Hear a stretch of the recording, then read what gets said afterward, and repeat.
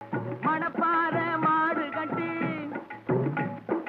மாயவரம் ஏறு பூட்டி மணப்பாற மாடு கட்டி மாயவரம் ஏறு பூட்டி வயக்காட்ட உழுது போடு சின்ன கண்ணு பசும் தழைய போட்டு பாடுபடு செல்ல கண்ணு ஆத்தூரு கிச்சடி சம்பா ஆத்தூரு கிச்சடி சம்பா பார்த்து வாங்கி விதைச்சு ஆத்தூரு கிச்சடி சம்பா பார்த்து வாங்கி விதைச்சு நாட்டை பறிச்சு நட்டு போடு சின்ன கண்ணு தண்ணிய ஏத்தம் புடிச்சு இறச்சு போடு செல்ல கண்ணு நாட்டை பறிச்சு நட்டு போடு சின்ன கண்ணு தண்ணிய ஏத்தம் புடிச்சு இறச்சு போடு செல்ல கண்ணு கருத நல்லா விளைய வச்சு மருத சில்லாள வச்சு கருத நல்லா விளைய வச்சு மருத சில்லாள வச்சு அறுத்து போடு களத்து மேட்டில சின்ன கண்ணு நல்லா அடிச்சு தூசி அளந்து போடு செல்ல கண்ணு பொதிய ஏற்று வண்டியிலே பொள்ளாச்சி சந்தையிலே பொதிய ஏற்று வண்டியிலே பொள்ளாச்சி சந்தையிலே விருதுநகர் வியாபாரிக்கு சின்ன கண்ணு. வேளாண் பெருமக்களுக்கு அன்பு வணக்கம். இன்றைய பொன்விளையும் பூமி நிகழ்ச்சியில் முதலில் வருவது வேளாண் செய்திகள், வேளாண் ஆலோசனை நேரம், வேளாண் சந்தை நிலவரம், வேளாண் வானிலை மற்றும் வேளாண் தொழில்நுட்பம். இன்றைய வேளாண் தொழில்நுட்ப பகுதியில் கால்நடை மருத்துவ சிகிச்சையியல் துறையின் செயல்பாடுகள் குறித்து திருநெல்வேலி மாவட்டம் கால்நடை மருத்துவ கல்லூரி மற்றும் ஆராய்ச்சி நிலையம் பேராசிரியர் மற்றும் தலைவர் டாக்டர் ஆர் ராம்பிரபு அவர்கள் தரும் தகவல்கள். இனி வருவது வேளாண் செய்திகள். வேளாண் பெருமக்களுக்கு அன்பு வணக்கம். வணக்கம். வேளாண் செய்திகள். முதலில் வருவது மாத்தி யோசிச்சேங்க. இயற்கை வேளாண்மையில் மல்லி சாகுபடி செய்து பயனடைந்த திருவள்ளூர் மாவட்டம் குருவயல் கிராமத்தைச் சேர்ந்த வேளாண்மையாளர் திரு மோகன்ராஜ் அவர்கள் தரும் செய்திகள். வேளாண் ஆலோசனை நேரத்தில் கோயம்புத்தூர் தமிழ்நாடு வேளாண்மை பல்கலைக்கழகம் வழங்கும் வேளாண் மண்டலங்களுக்கான வேளாண் ஆலோசனை மற்றும் இன்றைய தாவர பகுதியில் நெல்லிக்காய். இன்றைய வேளாண் சந்தையில் வேளாண் ஒழுங்குமுறை விற்பனை கூடங்களில் வேளாண் விளைபொருட்களின் இன்றைய விலை நிலவரம்.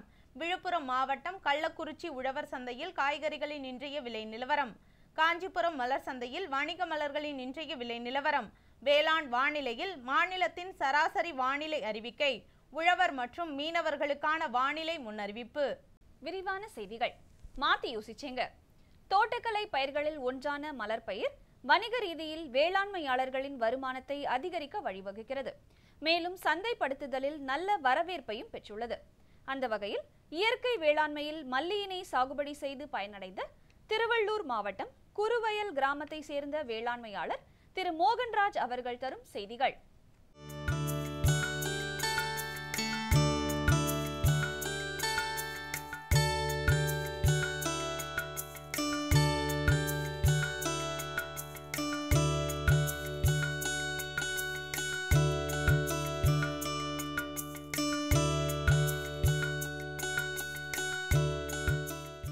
நான் இங்கே அதிகமாக நெல் பயிர், பூஞ்செடி, கத்திரி இதெல்லாம் பண்ணுறோம். ஆனால் அதிகமாக பார்த்திங்கன்னா மல்லி தான் அதிகமாக பண்ணுறோம். நான் 10th முடித்தேன், ஐடியாவும் படிச்சிருக்கேன். ஆனால் எனக்கு அதெல்லாம் இன்ட்ரெஸ்ட் கிடையாது. நான் பூஞ்செடியிலையும் இந்த ஆர்கானிக்கு, இந்த விவசாயம் இதை பற்றி தான் அதிகமாக இன்ட்ரெஸ்ட் இருக்கிறதுனால இதை எடுத்து பண்ணுறேன். நாங்கள் ஒரு 25 சென்ட்டில் பூஞ்செடி வச்சுருக்கோம். பூஞ்செடி பார்த்திங்கன்னா நல்லா உழவு ஓட்டுவோம். உழவு ஓட்டிட்டு அதிகமாக எருவு போடுவோம். எருவு போட்டு 3க்கு 4 அந்த அளவில் பூஞ்செடி நடுவோம்.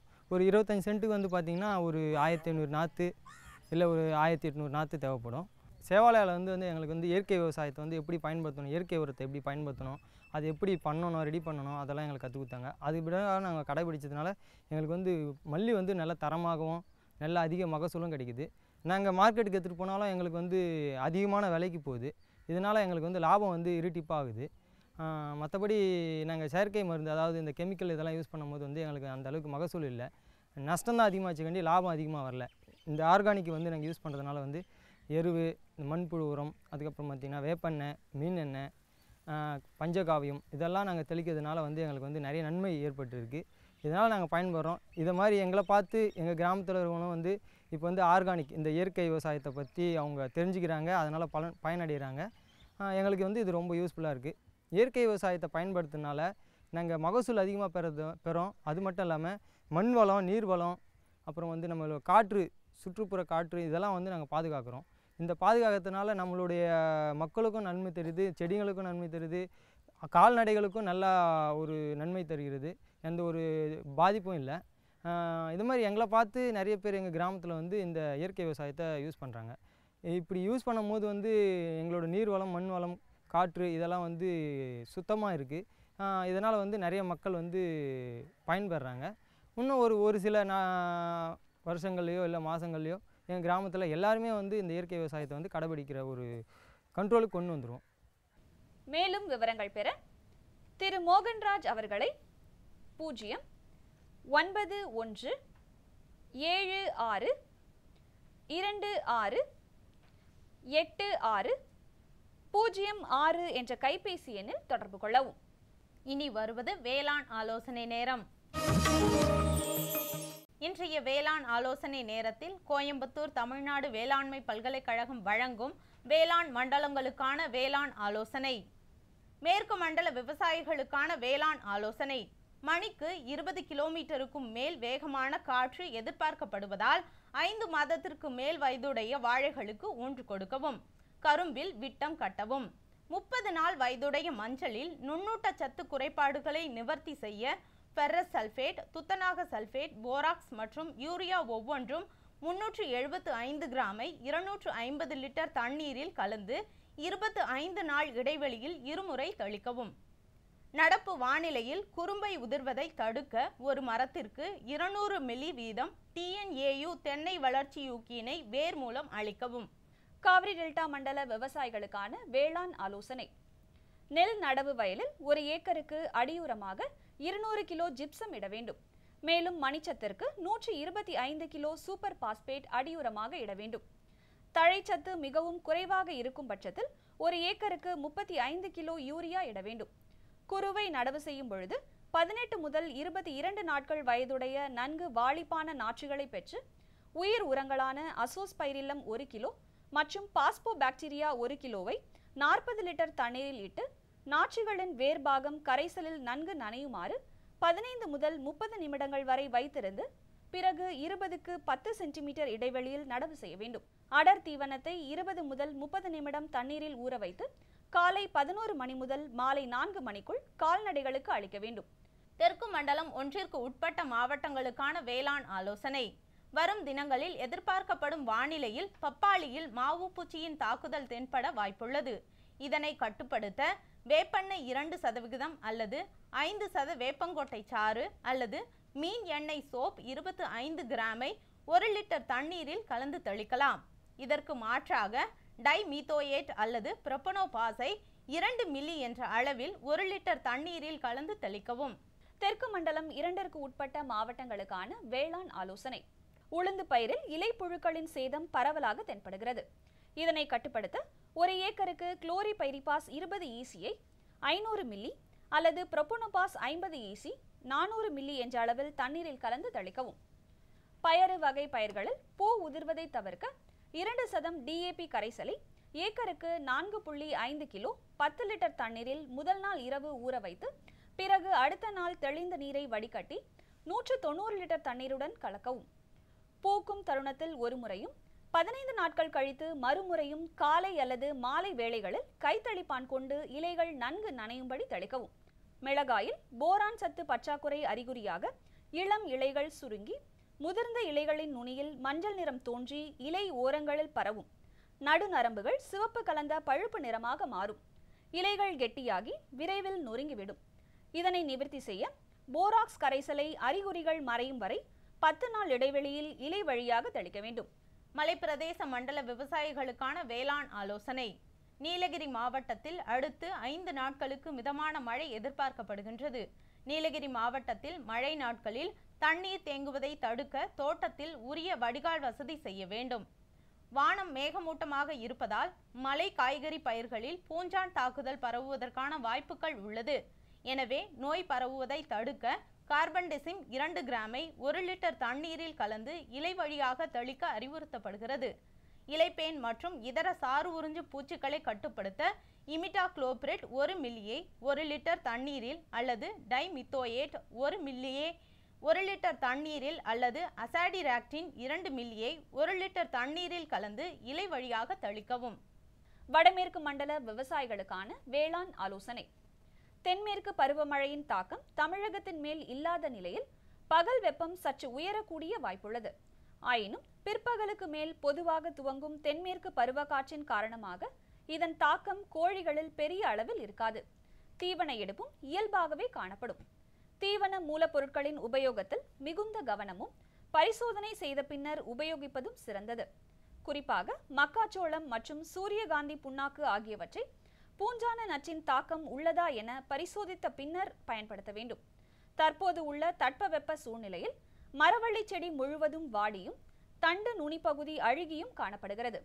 இதனை கட்டுப்படுத்த டைஃபென்கோனோசோல் என்ற பூஞ்சான கொல்லியை 1 லிட்டர் தண்ணீருக்கு 1 மில்லி என்ற அளவில் கலந்து தெளிக்கவும். வடகிழக்கு மண்டல விவசாயிகளுக்கான வேளாண் ஆலோசனை. கால்நடைகளை வெப்பம் அதிகமாயிருக்கும் மதிய வேளையில் மேய்ச்சலுக்கு அனுப்பாமல் குளிர்ந்த குடிநீர் மற்றும் நிழல் அளிப்பதன் மூலம் வெப்ப தாக்கத்திலிருந்து கால்நடைகளை பாதுகாக்கலாம். கோழி பண்ணைகளில் தீவன தொட்டியை காலை 10 மணி முதல் மாலை 5 மணி வரை உயர்த்தி வைப்பதால் வெப்ப தாக்கத்தை குறைக்கலாம். செம்மறி ஆடு மற்றும் வெள்ளாடுகளுக்கு கால்நடை மருத்துவரின் பரிந்துரைப்படி குடற்புழு நீக்க மருந்தினை அளிக்குமாறு கேட்டுக்கொள்கிறோம். கொட்டகையின் மேற்கூரையின் மீது தென்னங்கீற்று அல்லது வைக்கோல் பரப்பி அதன் மீது தண்ணீர் தெளிப்பதன் மூலம் வெப்ப தாக்கத்திலிருந்து கால்நடைகளை பாதுகாக்கலாம். ஆட்டு கொட்டகையின் தரையை 3 அல்லது 4 அங்குல அளவு மண்ணை மாற்றுவதன் மூலம் நோய் தாக்குதலிலிருந்து பாதுகாக்கலாம். அதிக மழை பெறும் மண்டல விவசாயிகளுக்கான வேளாண் ஆலோசனை. வரும் நாட்களில் 46 மில்லிமீட்டர் அளவு மழை பெய்ய வாய்ப்புள்ளது. காற்றுடன் மழை இருப்பதால் இளம் ரப்பர் மற்றும் வாழை மரங்களுக்கு கம்புகளால் முட்டு கொடுக்க வேண்டும். அறுவடை செய்யப்பட்ட வாழை தார்களை உலர்வான இடங்களில் சேமித்து வைக்கவும். இதனால் மழையினால் ஏற்படும் நோய்களை தடுக்கலாம். ரப்பரில் பாலித்தீன் ரெயின்கார்டை மரத்தின் பால் வடியும் பகுதியின் மேல் பொருத்தலாம். இதனால் மழை காலத்திலும் பால் வெட்டலாம். அன்னாசியில் மழைநீர் தேங்காமல் இருக்க வடிகால் வசதி செய்ய வேண்டும். பலாவில் அறுவடை செய்யப்பட்ட பலாப்பழங்களை உலர்வான இடங்களில் சேமித்து வைக்கவும். மிளகு பயிருக்கு பருவமழை கிடைத்தவுடன் எல்லா கொடிகளுக்கும் 0.2% காப்பர் ஆக்சி குளோரைடு கரைசலை 5 முதல் 10 லிட்டர் என்ற அளவில் கலந்து கொடியின் தூர் பகுதியில் ஊற்ற வேண்டும். தொடரும் வேளாண் ஆலோசனை நேரத்தில் இன்றைய தாவர பகுதியில் நெல்லிக்காய். நெல்லிக்காயின் சாகுபடி குறிப்புகள். பயிரிட ஏற்ற ரகங்கள்: பனாரசி, NA7, கிருஷ்ணா, BSR, சக்கையா. பயிரிட ஏற்ற மண் மற்றும் தட்பவெப்பநிலை. பெருநெல்லி வறட்சி பிரதேசங்களிலும் நிலச்சரிவுகளிலும் அதிகமாக பயிரிடலாம். இம்மரத்தினை வளர்ப்பதன் மூலம் மண் சரிவு, மண் அரிப்பு ஏற்படுவதை தவிர்த்து மண்களின் தன்மைகள் கெடாமல் நிலைப்படுத்த முடிகின்றது. பயிரிட ஏற்ற பருவம்: ஜூன் அல்லது ஜூலை மற்றும் செப்டம்பர் அல்லது அக்டோபர் மாதங்களில் பெருநெல்லி நாற்றுக்களை நடுவது சிறந்தது. நீர் நிர்வாகம்: இளஞ்செடி பருவத்திலும் மரமாகும் வரையிலும் கோடை காலத்தில் மட்டும் நீர் பாய்ச்சுதல் போதுமானது. சொட்டு நீர் பாசனம் மூலம் 40 முதல் 50% வரை நீரை சேமிக்கலாம். அறுவடை: பெருநெல்லி செடிகள் நட்ட 4 முதல் 5 ஆண்டுகளில் காய்க்க ஆரம்பிக்கும். மகசூல்: நன்கு பராமரிக்கப்பட்ட மரம் ஒன்றிலிருந்து ஆண்டுக்கு சுமார் 150 முதல் 200 காய்கள் வரை மகசூலை பெறலாம். மேலும் விவரங்கள் பெற www.agritech.tnau.ac.in என்ற இணையதளத்தை பார்க்கவும். விளம்பர இடைவேளைக்கு பிறகு வேளாண் செய்திகள் தொடரும்.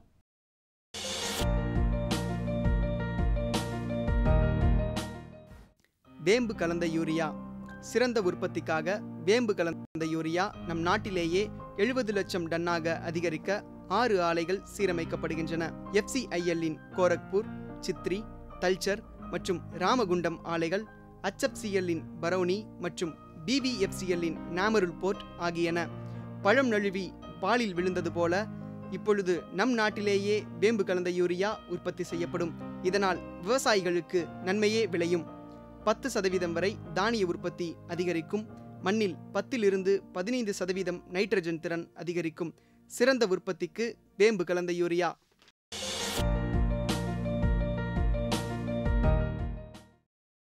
இனி வருவது வேளாண் சந்தை.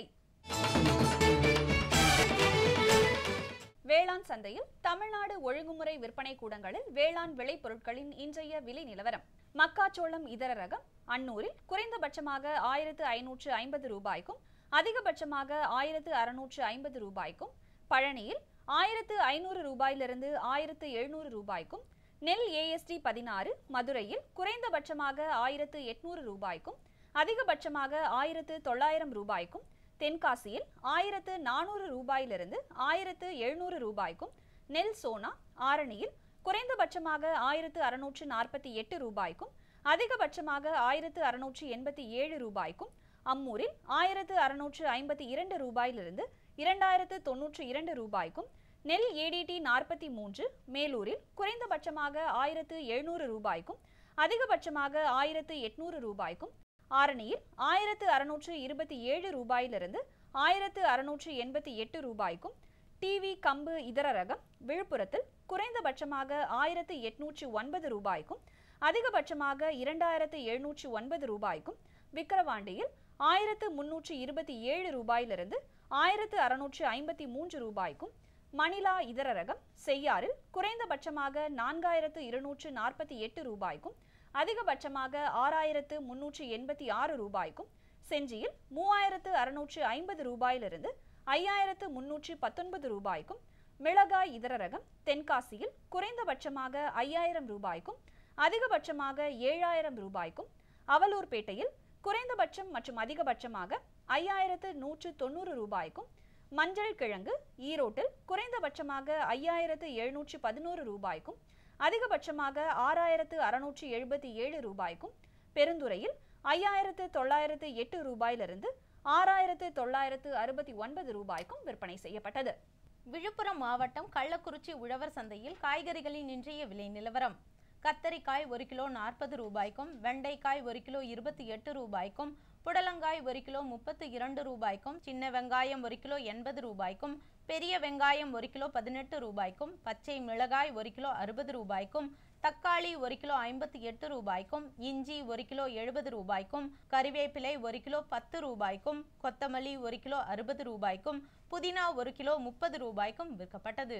காஞ்சிபுரம் மலர் சந்தையில் வணிக மலர்களின் இன்றைய விலை நிலவரம். கத்தரி ரோஸ் 20 பூக்களை கொண்ட ஒரு பாக்கெட்டின் விலை 120 ரூபாய்க்கும், மல்லிகை 1 கிலோ 160 ரூபாய்க்கும், முல்லை 1 கிலோ 160 ரூபாய்க்கும், கனகாம்பரம் 1 கிலோ 300 ரூபாய்க்கும், செண்டுமல்லி 1 கிலோ 30 ரூபாய்க்கும், பட்டன் ரோஸ் 1 கிலோ 150 ரூபாய்க்கும், துளசி 1 கிலோ 50 ரூபாய்க்கும், சம்பங்கி 1 கிலோ 30 ரூபாய்க்கும், அரளி 1 கிலோ 50 ரூபாய்க்கும், சாமந்தி 1 கிலோ 100 ரூபாய்க்கும், கோழி கொண்டைப்பூ 1 கிலோ 40 ரூபாய்க்கும், விரிச்சிப்பூ 1 கிலோ 100 ரூபாய்க்கும் விற்பனை செய்யப்பட்டது. இனி வருவது வேளாண் வானிலை. வேளாண் வானிலையில் மாநிலத்தில் சராசரி வானிலை அறிவிப்பு. காற்றின் வெப்பநிலை அதிகபட்சமாக 35.9 டிகிரி செல்சியஸ் ஆகவும் குறைந்தபட்சமாக 25.8 டிகிரி செல்சியஸ் ஆகவும், காற்றின் ஒப்பு ஈரப்பதம் 51.6% காற்றின் வேகம் மணிக்கு 6 கிலோமீட்டர் ஆகவும், மண்ணின் ஈரப்பதம் 15 சென்டிமீட்டர் ஆழத்தில் 19% மண்ணின் வெப்பநிலை 15 சென்டிமீட்டர் ஆழத்தில் 30.6 டிகிரி செல்சியஸ் ஆகவும், மழையின் அளவு 1.3 மில்லிமீட்டர் ஆகவும், சூரிய கதிர்வீச்சு 504.8 கலோரி பெர் சென்டிமீட்டர் ஸ்கொயர் ஆகவும், வளிமண்டல அழுத்தம் 1168.1 ஹெக்டா பாஸ்கல் அளவாகவும், இலையின் ஈரப்பதம் மணிக்கு 2.7 இருந்தது. வானிலை முன்னறிவிப்பு. உழவர்களுக்கான வானிலை முன்னறிவிப்பு. தமிழகம் மற்றும் புதுச்சேரியில் ஒரு சில இடங்களில் மழையோ அல்லது இடியுடன் கூடிய மழையோ பெய்யக்கூடும். மீனவர்களுக்கான வானிலை முன்னறிவிப்பு. பலமான காற்று தென்மேற்கு மற்றும் மேற்கு திசையிலிருந்து மணிக்கு 45 முதல் 55 கிலோமீட்டர் வேகத்தில் தென் தமிழக கடலோர பகுதிகளில் வீசக்கூடும். இத்துடன் இன்றைய வேளாண் செய்திகள் நிறைவடைகிறது. நன்றி, வணக்கம். மீண்டும் நாளைய வேளாண் செய்திகளில் சந்திப்போம். நன்றி, வணக்கம். சரிங்க சரிங்க. இவ்ளோ நேரம் சிரிச்சு சிரிச்சு யார்கிட்ட பேசிட்டு இருந்தீங்க? விவசாயிகள் கால் சென்டர் நிபுணர்கிட்ட பயிர்கள் பத்தின யோசனை கேட்டுட்டு இருந்தேன். காலையில சரி, மதியானம் கூடவா? விவசாயிகள் கால் சென்டர் காலையில 6 மணில இருந்து ராத்திரி 10 மணி வரை திறந்திருக்கும். ஞாயிற்றுக்கிழமை கூடவா? ஆமா, வருஷத்துல 365 நாளும் திறந்திருக்கும். விவசாயம் சம்பந்தப்பட்ட பிரச்சனைகளுக்கு தங்கள் மொழியில் உடனே தீர்வு பெற இந்தியாவில் எங்கிருந்தும் எந்த போன் மூலமும் தேசிய ஹெல்ப்லைன் நம்பர் 1800-180-1551 தொடர்பு கொள்ளவும். கால்நடைகளுக்கு ஏற்படும் பல்வேறு விதமான நோய்கள் மற்றும் அவற்றை தடுக்க தேவையான வழிமுறைகளை பண்ணையாளர்களுக்கு வழங்குவதில் ஒவ்வொரு மாவட்டத்தில் உள்ள கால்நடை மருத்துவத் துறையானது பெரும் பங்கு வகிக்கின்றது. அந்த வகையில் கால்நடை மருத்துவ சிகிச்சையியல் துறையின் செயல்பாடுகள் குறித்து விரிவாக விவரிக்கின்றார் திருநெல்வேலி மாவட்டம் கால்நடை மருத்துவக் கல்லூரி மற்றும் ஆராய்ச்சி நிலைய பேராசிரியர் மற்றும் தலைவர் முனைவர் ஆர் ராம்பிரபு அவர்கள்.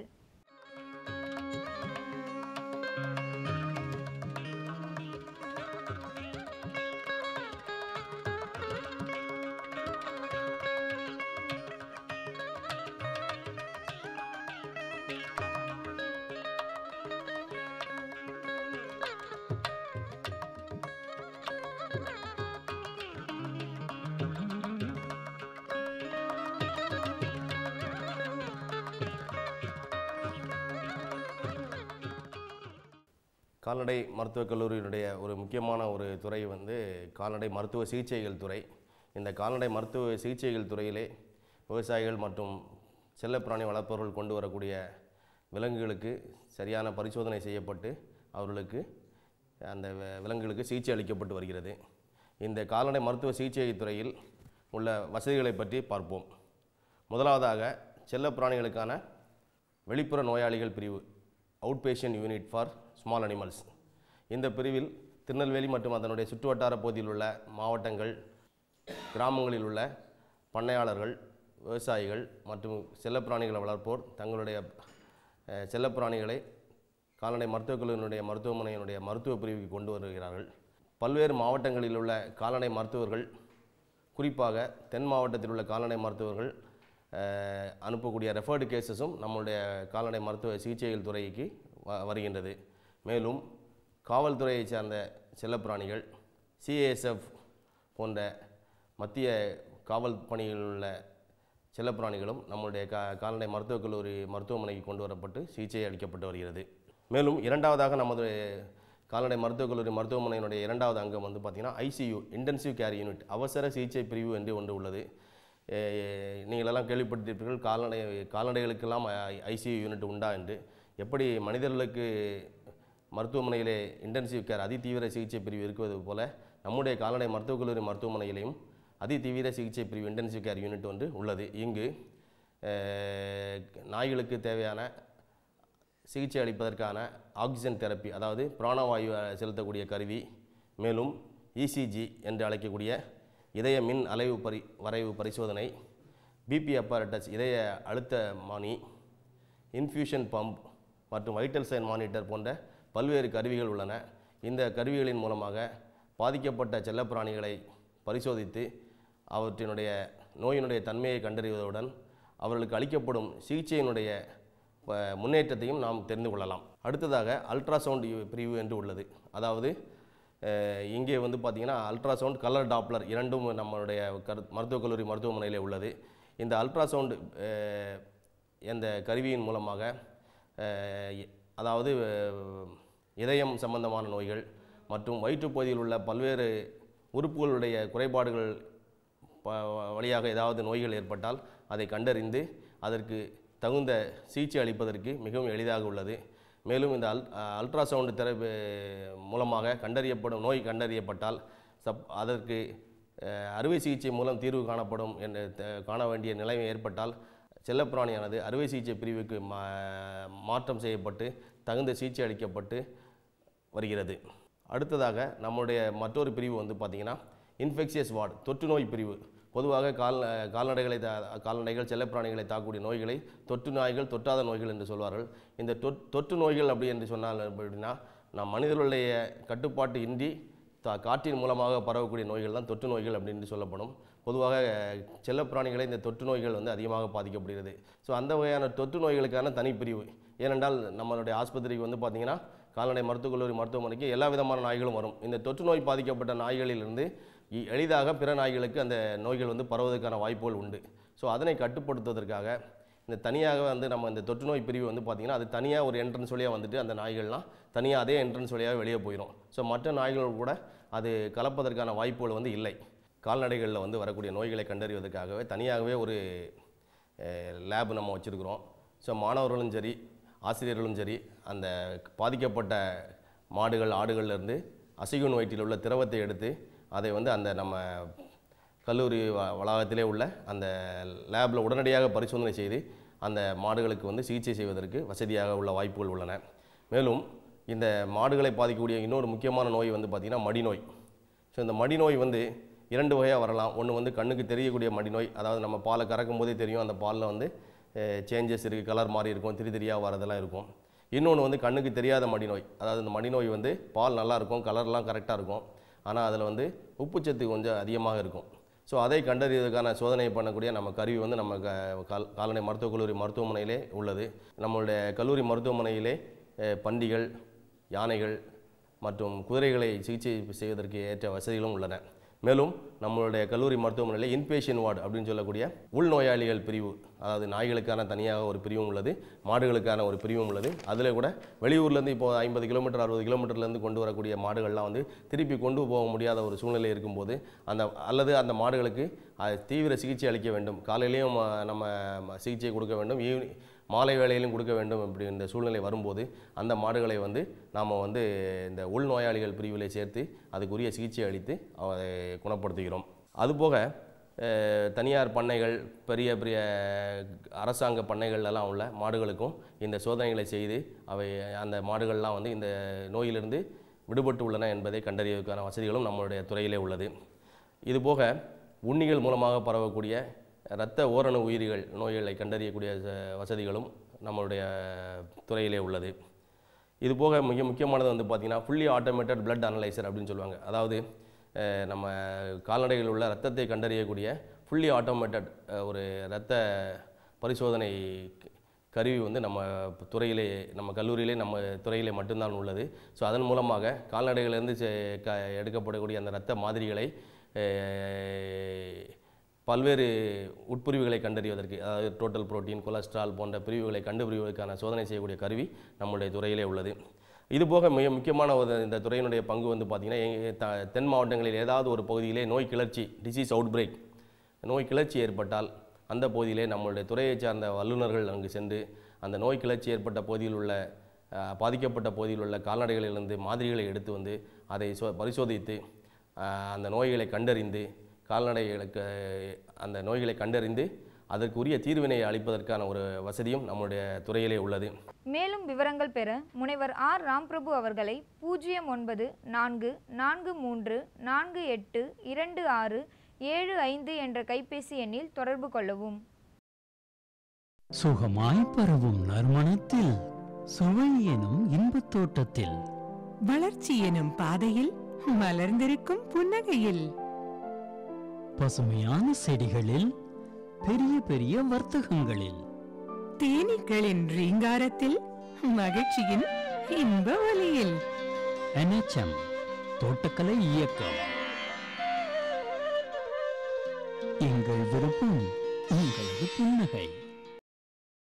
7/7/2017 வெள்ளிக்கிழமை அன்று பொன் விளையும் பூமி நிகழ்ச்சியில் மாற்றி யோசிச்சேங்க, இயற்கை வேளாண்மையில் பச்சை மிளகாய் சாகுபடி செய்து பயனடைந்த திருவள்ளூர் மாவட்டம் கருவாயல் கிராம வேளாண்மையாளர் திரு ஜி அருண் அவர்கள் தரும் செய்திகள்.